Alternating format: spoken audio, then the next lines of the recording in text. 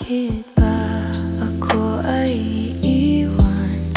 Ano ba ang pagkakamali? Sana ay sabihin sa